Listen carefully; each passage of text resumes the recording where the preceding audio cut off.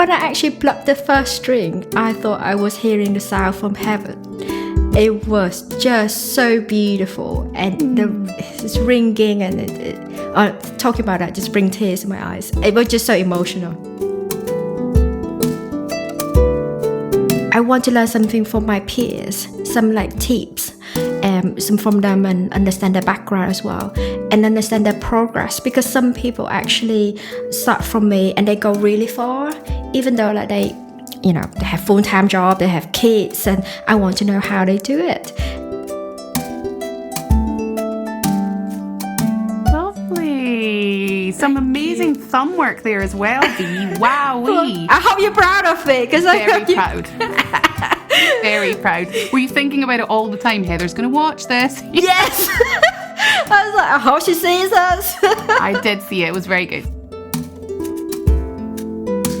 All we are actually doing here at How to Harp is learning how to provide better, learning how to improve things, learning how to tweak things and make them better for you. So I think that we're just all learning together.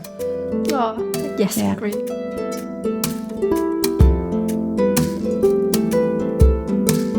Welcome to the How to Harp podcast, where your harp, your journey are always front and centre. I'm Heather Downie, harpist and founder of How to Harp, your online space for expert guidance and endless inspiration. Each week, we are here to empower, inspire and encourage you, whether you're just beginning or many years into your harp adventure.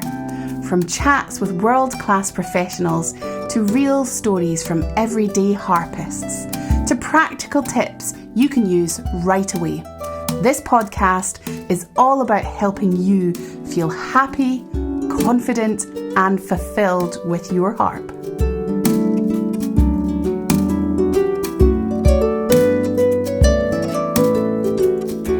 This is episode 7 of our How to Harp podcast, and you find me today not in my harp studio, but in fact in my kitchen. And that's because we have a very special guest, Rebecca Hill, in the harp studio today, recording a really exciting accompaniment course for the members of How to Harp. So, the kitchen it is. Now, in this episode of the How to Harp podcast, I'm joined by harp learner V. And we actually have V to thank for this monthly feature, because it was V who suggested that it would be wonderful to hear from learner harpists, and asked if I could interview learner harpists for the podcast.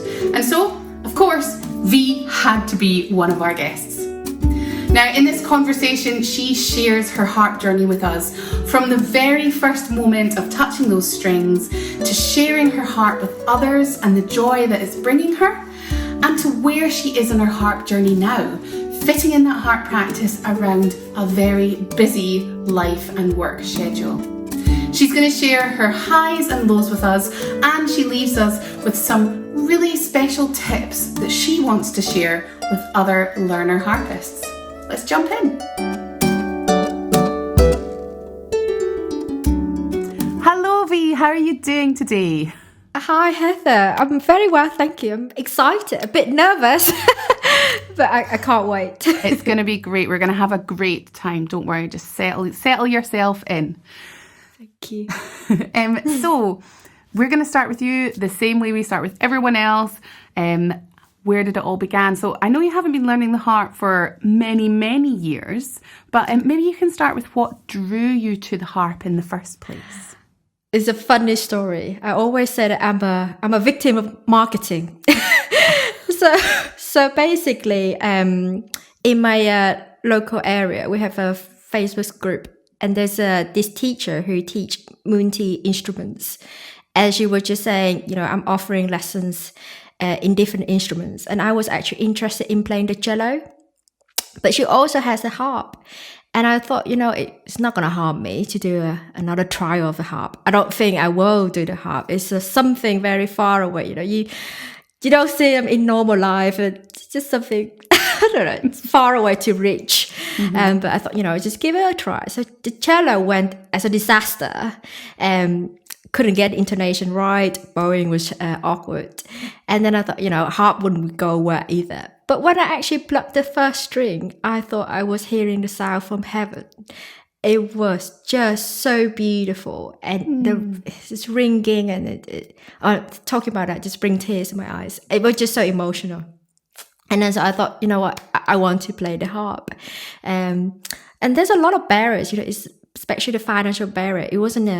It's not a cheap instrument. So I started with hiring a harp first, and it's very lucky via a good harp. I think it's very important you start on a good harp as well. If you can, start with 27 strings and then move on to 34 strings.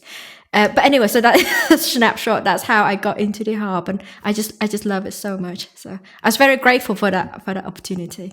Of course. And so what took you along then to this instrument trial? Did you just think learning an instrument in general will be good for me as an adult, or have you always wanted to be in music? So I actually I have a background in the piano. So I started playing the piano when I was 5, and on and off. But it's been a long time. It's a main instrument for me. And I actually play a bit of the violin as well. Again, the violin is terrible, as you can tell. Cello or disaster, you never learn from your lesson. But anyway, so I guess the string instruments has something for me. So I just like playing the music. But I think actually I start getting more serious after I pick up the harp. I just think something clicked in me, and I just want to give my 100% best. I think before I was treating it more like a very laid back hobby. You got time, you practice for a bit just for fun. But now under the harp, I just feel like I want to give my 100% best. I want to see where I get to, how much I can play, like what standard can I really get to. I don't think I can ever get to the professional standard, but to get as close as possible, which is my goal. Just enjoy making beautiful music, I think. And there's something interesting when I start putting so much effort into playing the music with the harp as well, is I feel my brain's getting clearer. I don't know how to explain it, but you just feel like I see things more clearer. I feel like more logical. It's people saying like you playing the music is a lot about emotion, but actually you have to use your logic a lot. It involves a lot of math, keeping with the pace. It just clicks, and I definitely recommend adult to learn the music. It definitely enriches your life, and it helps you to meet other people as well. Because I actually have a little harp groups now. Obviously, like with because I'm part of How to Harp membership and get to talk to people. But I actually have a local harp group. I can't believe it. Like in Worcestershire, there's actually quite a few harpists, and it was really nice. And we meet regularly and we chat about harps, and we play together. It was just so nice. You meet other people, and the thing playing music with others it's just amazing. You feel connected. So there's something like super special, isn't there, about that sharing and that community that's born from sharing music, and also sharing learning together. So it's not just sharing the music, but I'm sure as part of your group, you guys will talk about what's going well, what's not going so well, giving each other advice. Do you know what happened? So we actually have a July challenge. We actually were on Tonic app. So I probably mentioned it's a very good practicing app. It keeps you, I don't know, maybe for millennials, it's very good because it keeps telling you like, oh, well done, you have done 2 days in the streak, you're practicing in a row, and give you points, and you're in a league, and you have some gifts. Anyway, it's silly, but it keeps me motivated. But what happened is we do the July challenge, which is we practice every day. So it's like 31 days of practice. And whoever get the longest streak is a winner. But it just gives you in the heartbeat, and then we go just saying like, oh, we can't do it, but we will do it. Everyone's doing it, we're doing it. And everyone was saying that after 31 days, your the level has changed completely. You can feel you have upgraded your level. You do quicker, because it's for me. I was actually practicing on this song. It was about 5 pages, and I thought this is going to be a whole year project. And I'm actually like more than half of it in a month. So like I'm going through like the difficult passages and just doing things and exercise. But because you do it every day, it really makes a difference. So yes, having friends is very beneficial. That's amazing. That's amazing. It's so lovely to hear how much you're getting from this. So I did mention you've not been playing for years, but just for our listeners, how long have you been playing the harp for? I've been playing for 2.5 years. Yes. Lovely. So yeah. Lovely. And just to give people a little bit of an insight into you and also this interview, because these interviews with learner harpists have come about because of you, because you jumped into the membership.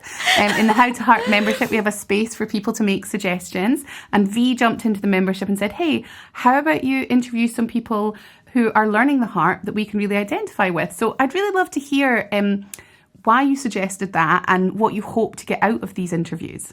Yes, thank you so much. So I think it started from when I listened to all of your interview with professional harpists, and they're very good. But I feel because they are professional, they're living in that environment. So that it's a bit hard for us to kind of take from them. As an adult learner, full-time job, and you got other commitments as well. So I want to learn something from my peers, some like tips, some from them, and understand their background as well, and understand their progress, because some people actually start from me and they go really far, even though like they have full-time job, they have kids, and I want to know how they do it. So I thought that's come from where. And then when I go on the How to Harp membership, and you can see people's biography, and you were just interested, like, oh, how'd you get into that? Or what makes you want to buy this harp? Or, your experience with your teachers, how do you progress? What's your practice routine to fit in your commit? It's just all loads of questions. So I thought if I get to hear other the adult learners, that I can learn something from them, like maybe like their practicing tips, their learning tips, anything that can help me to progress quicker. So of course, that's where the idea came from. That's great. Well, I'm really excited about it, so thank you for your suggestion. So let's turn some of those questions then back on you. So you have a full-time job. You're also a mum.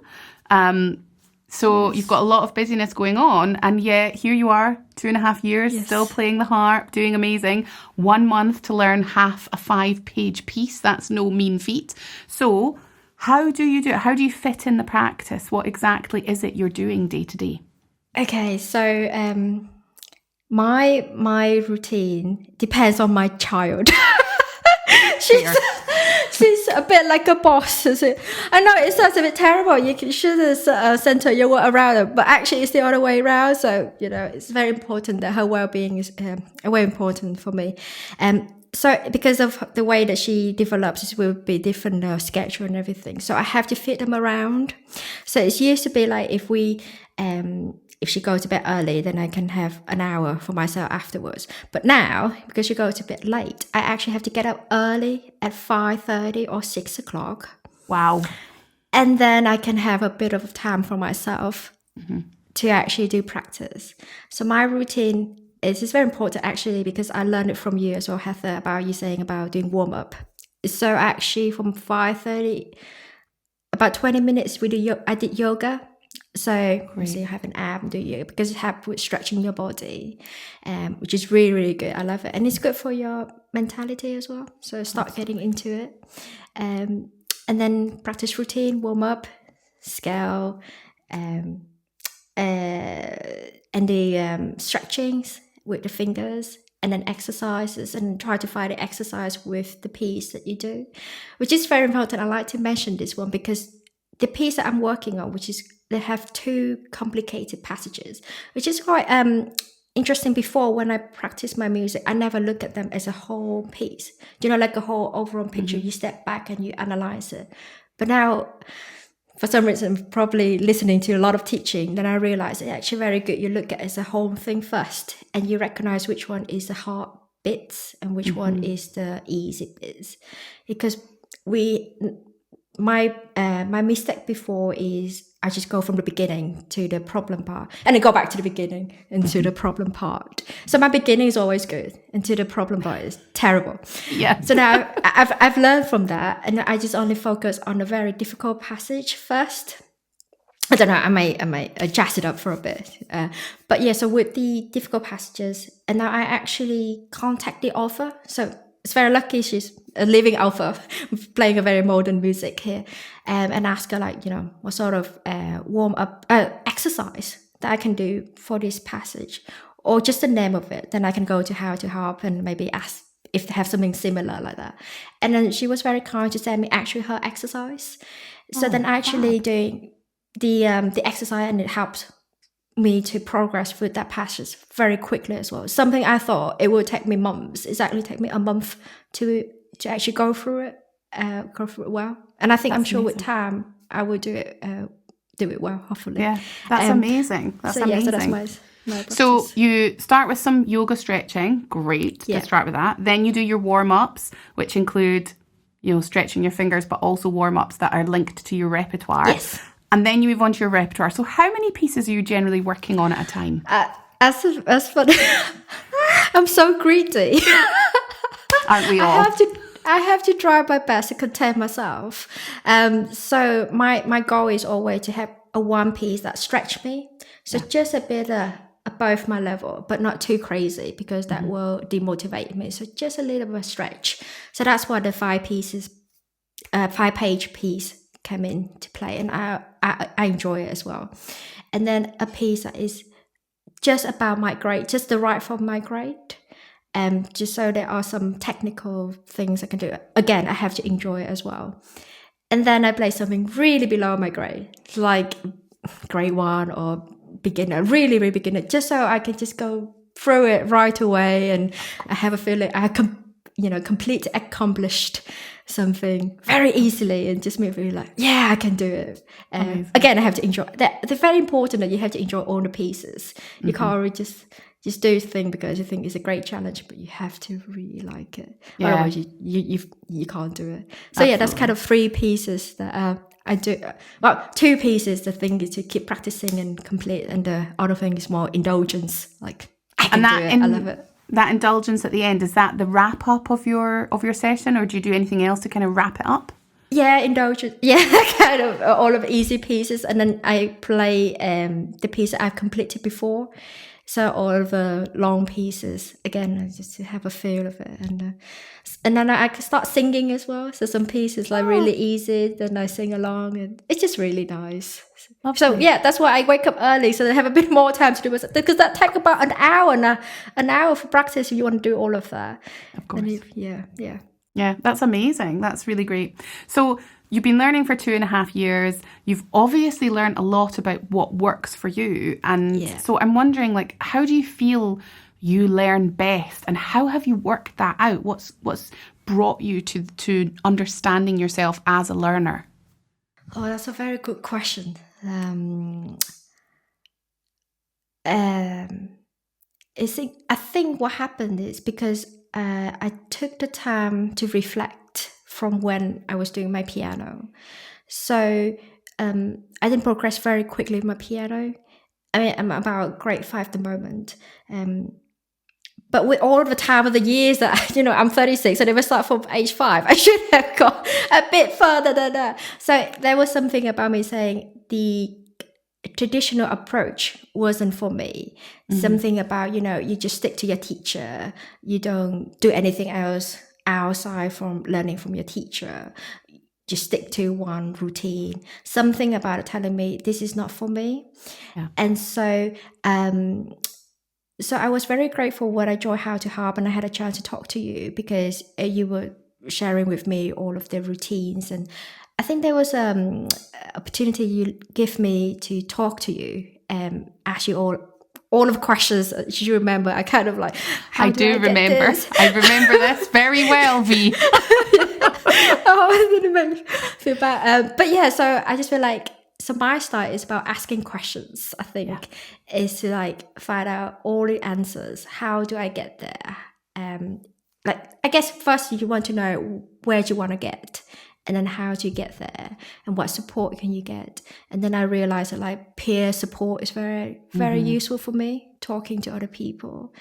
And then I realized if I get to play for other people, it's given me even more motivations to keep learning well. and then I start consuming information from different places as well. So I join like Facebook groups for harpists and for pianists as well. And then I actually subscribe to a platform called Tone Base. Not that I want to advertise for them, but it's just a very good thing, a good platform to learn music as well. So just it just got loads of resources, reliable resources, and in an entertaining form as well, because you have to feel happy to do it. If it's just like lecture, I can't do it. You have to tell me something simple, digestible, otherwise I can't. And then I start doing this. I want to build as my habit as well. Not there yet, but basically journaling. So write down what I want to achieve today, and then at the end of the session, you reflect and say, "Have I gotten there?" I've done it for 2 or 3 times, and it works. But I just haven't been able to build to my habit, because in the end, you're like, "Oh, I've done well. Okay, I move on and do something else." But I definitely like that idea. I will aim to build it as my habit. Lovely. Well, I think that we best listen to some music. So you've sent us a track. I know that this is a hard thing to do, to record yourself and send it in playing solo, but it's really beautiful. Thank you. So we'll listen to the piece, and then you can tell us what the piece is, a little bit about it, and why you chose to send this one in. Thank you.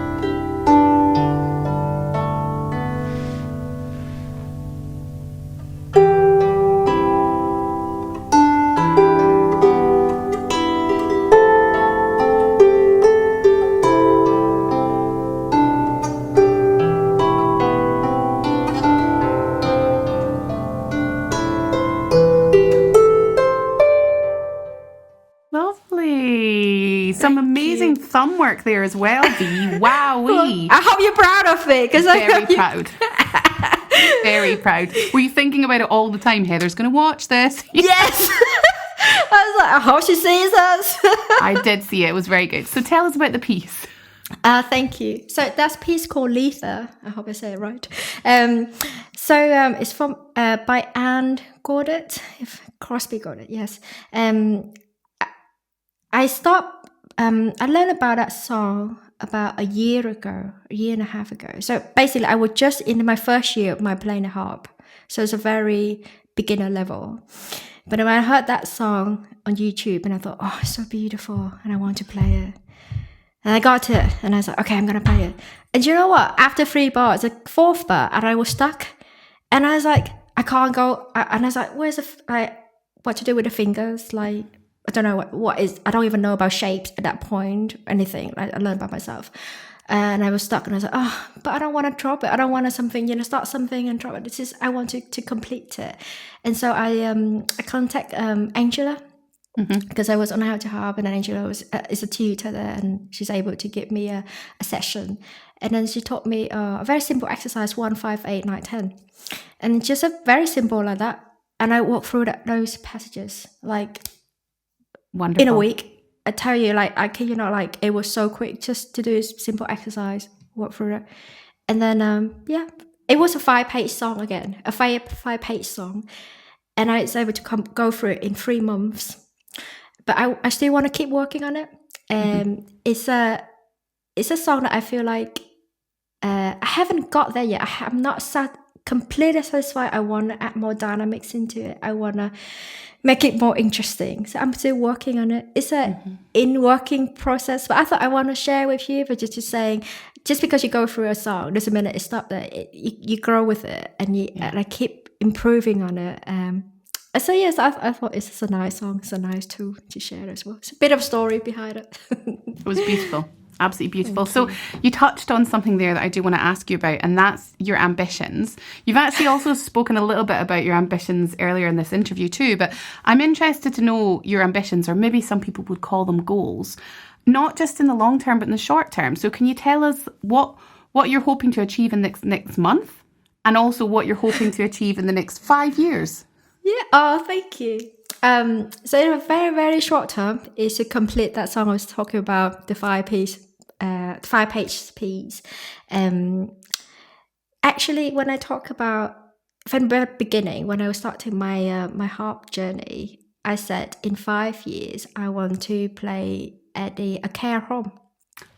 And you know what? I'm 2.5 years in. I already played for the care home twice. And I was like, so I achieved it way before my timeline. Well done. And it was so lovely. It was because of How to Harp members, because Catherine was sharing her story of how, I'm playing for the care home. And it's very simple, just noodling or single songs. And I thought, and I asked her, like, how long has she been playing? She said about 2 years or 3 years or something. Something very similar. And I thought, you know what? If you can do it, maybe I can do it as well. So I did it. So thank you so much, Catherine, for that. And so that's what I'm saying. So like, I kind of like, okay, I achieved my goal. I thought, you need to take a long time. You need to be so professional. You need to be perfect to play for the public. And then I realized, no, you don't actually have to do it. And the people really enjoy playing, listening to your music. So I was like, okay, fine. What's my next goal here? And I want to get to grade 8 for the harp, because I like progressing, and like it just won't give me the motivation to learn new techniques, I think, and to just build up your musicianship. So I thought that would be my my goal. So my really so in a 2-3 years, I like to take a grade 5 exam, because I feel like I'm about grade 3 at the moment. I hope I'm judging myself right here. So hopefully in 2 to 3 years, I can take a grade 5. And I feel like, okay, I'm getting there, and then I can building up to grade 8. But then at one point, I'd love to have a pedal harp. That would be my... Lovely. I did a lot of saving, and I think the reason I want to put out, obviously, because it's beautiful and make nice up, but I want to play in an orchestra as well. I hope I can play in an amateur orchestra. Playing more in care homes, hospitals, just sharing the music. It's better than the piano, honestly. The piano you can't really carry around, and it doesn't really create a therapeutic sense. But with the harp, it's just so beautiful. So that's my goal, to play well for other people. We'll be watching. We'll be watching as you move towards that and you get your pedal harp. That's lovely. Thank you. So just to help some of the listeners out there who maybe are thinking about learning, or they're just started learning, I'd really love you to tell us both your highest moment as a learner, but also your lowest moment as a learner. Just to show that there's ups and downs in every learning journey. And so they can relate to you. So the highest moment that you've had in your learning journey and how that felt. Maybe you want to start with the lowest moment and then you can move to the highest,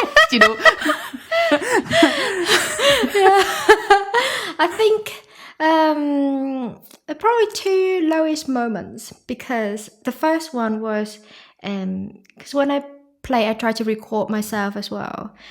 And then when I walk have a walk and then I listen to myself. I was like, oh, this is terrible, V. Like, you don't get the tempo right, or you're playing it so slow, or like the voice, you can hear the buzzing, and like, oh, why am I doing this? Like, is it worth my time? Why?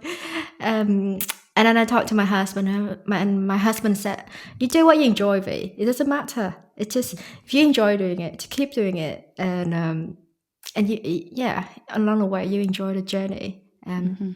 And I was like, okay, fine, thank you. I keep going for it. And then another low moment is when I was practicing that heart song. The song I've been talking about is called Lila. I recommend people to listen on Spotify. It's really nice. But because it's hard. Yeah. And then it's got a bit of a chorus. And then you get buzzing, and you're like, this is so hard. And I think the problem is with recording yourself. People are saying it's good to record yourself. You can hear all of your things and you can improve. But also can kill your motivation as well, because you keep hearing all the fault. And you're like, no.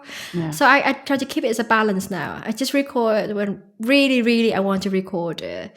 Yeah. But then and try to be a bit kinder to myself. But I don't record every time now. It's too hard. And I think the highest moments, I think it's two again. The first one would be playing at a care home. Yeah. And it was a song. I'm sure it was your arrangement, Heather. I just can't exactly remember. It was a Skyboat. I'm sure it's a Skyboat. Skyboat song, yeah. A Skyboat, yeah. And people were singing along with it. Of course, yeah. It's a popular one. Yeah, and it was so nice. I just can't believe it. People are actually singing along, me playing. It's divine. It's just a special feeling when people join in.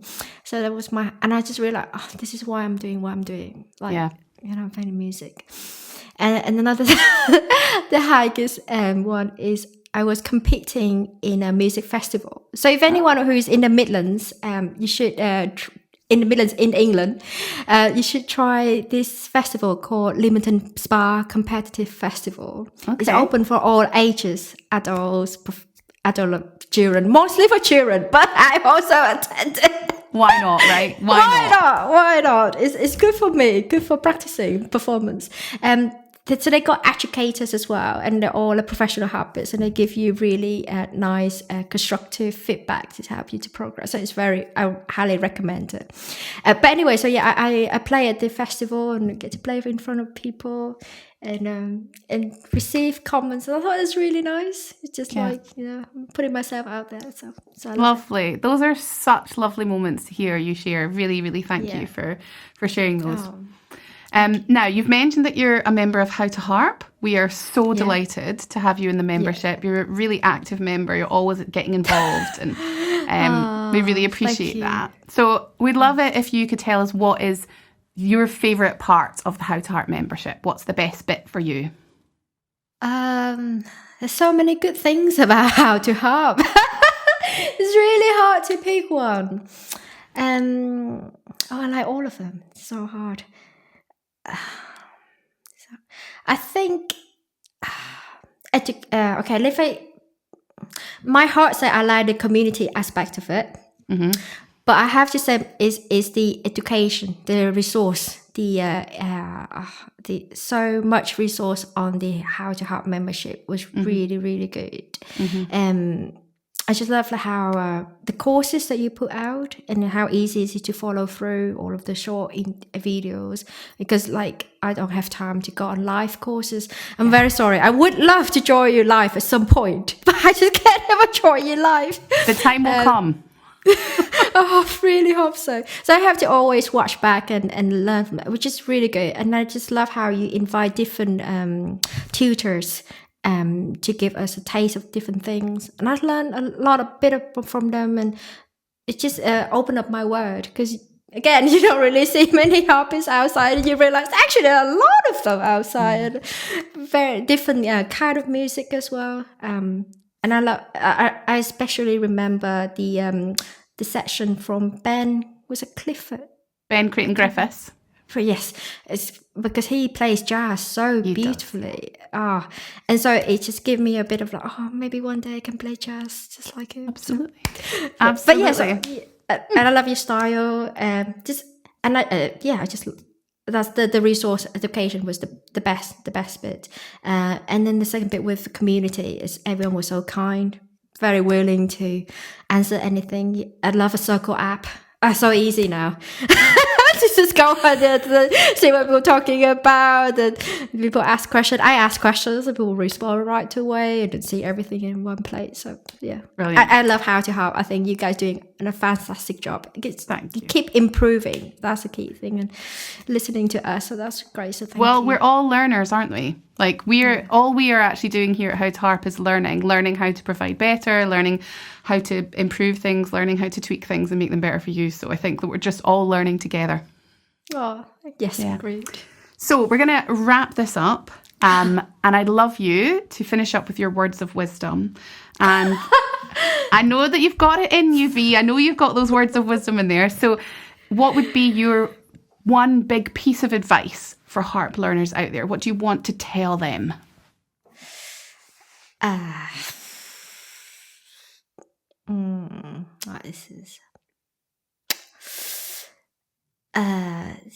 This is so hard. It is really hard because of a few things.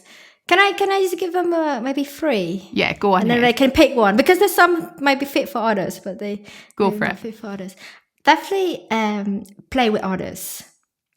Playing with others will really increase your confidence, connection with music, and make you feel less lonely for sure. You feel the joy of it. It's incredible. Mm-hmm. Definitely playing with others. I know a lot of people are very anxious about playing with others, but I say do it. You find your playing, your level will increase so quickly, because it makes you learn how to keep pace with others, listen to each other. Your ears will improve so much. And that doesn't have to be other harpists, does it? It can be exactly other musicians. So if there's no harpist down the road from you, there will be a musician somewhere. Yeah, exactly. A violinist. There are loads of them out there. Don't know why. 10 a penny. Exactly. So I play my pianist friends as well. So that's what we do it. So it's really good. And the second one is to be open. Yeah. Just to different learning approaches. So I don't think you have to stick with one. Especially, try different things.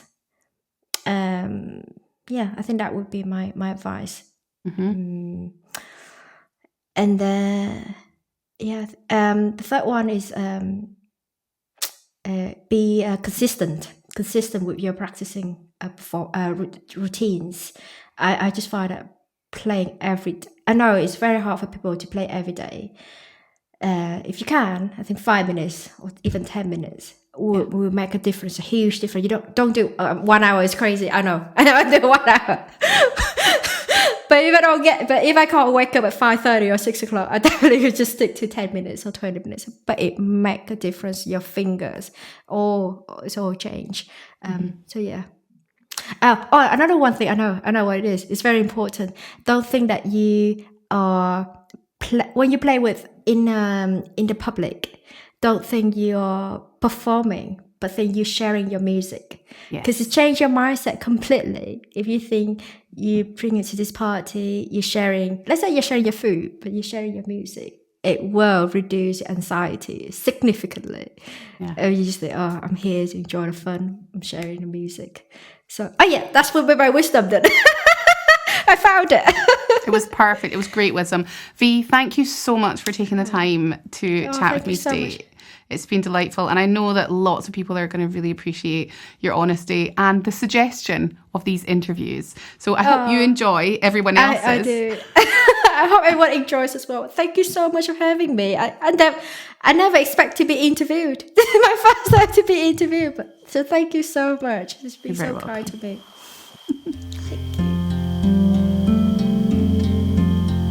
Thank you so much for joining me and listening to that wonderful interview with V.